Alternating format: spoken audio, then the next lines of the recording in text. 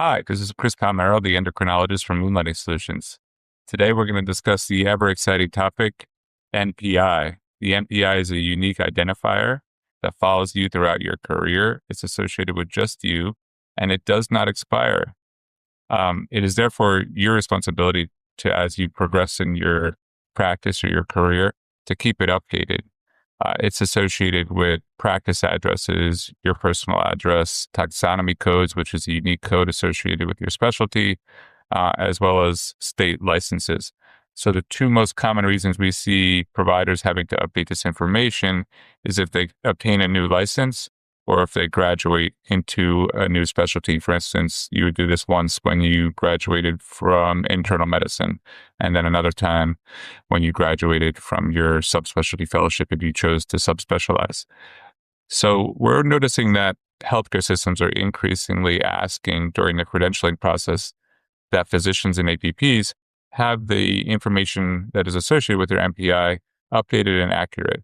They don't want to see downstream issues like problems with claims that they're submitting or these very large national pharmacy databases causing issues with dispensing medications because they're not within your specialty. So for those reasons, institutions are catching physicians and APPs earlier on in the process, and that is usually at the point of credentialing. So for today's video, we're going to go over the process of adding a new state license and taxonomy code for a particular NPI.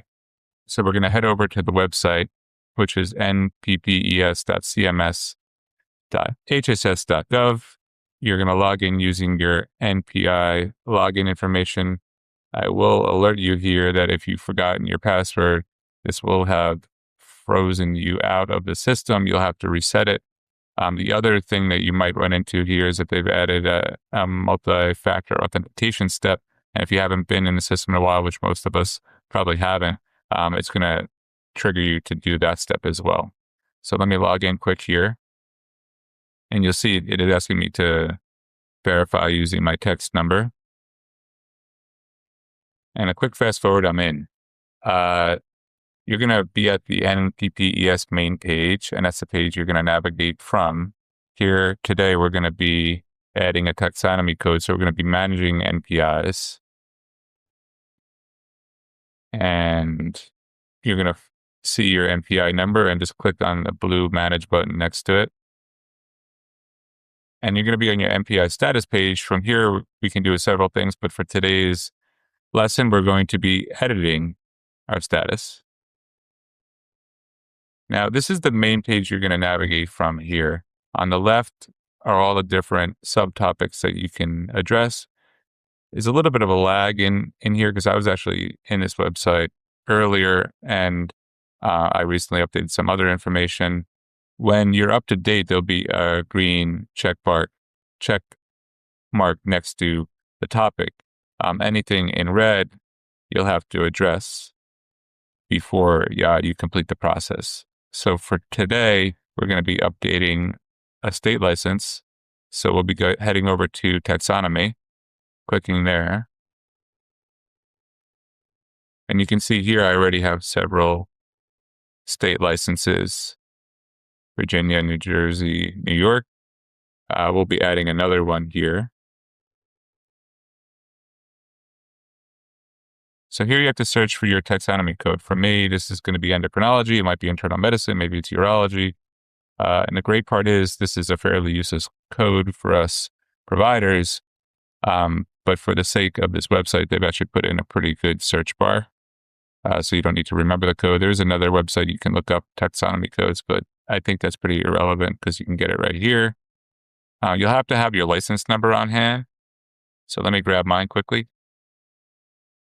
And then you're going to want to know the state in which you're adding that license. For me, I just got a Pennsylvania license, so we'll find that on the list. So once you have your license number, state, and your taxonomy specialty, you save and continue. And then you'll see it added to the bottom of your list. Now, it's tricky because you might think that you're done here, but you're not. I relocated on the screen here to show you that all the steps that have been completed or don't need to be addressed or have a green check mark.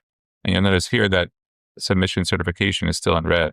So please don't exit out of this portion of the website until you have certified the changes that you've made today. Otherwise, it will lose it and you'll have to come back and do it again. So you can either click on the left bar or you can just hit continue all the way through until you get to the last stage. Now, what you're doing here is you're just certifying that the information you provided today is truthful. So I pulled the information right from my fresh new license. So it is all very accurate. So I'm going to hit the submit button. Now you're going to come to a landing page here where you get a tracking number for this change. This might be something you want to share with the credentialing office or the medical staff office where you're applying for privileges. In my case, I'll just print this for later and save it to my downloads so I have it. And now you're done. So that concludes the lesson for today. Good luck.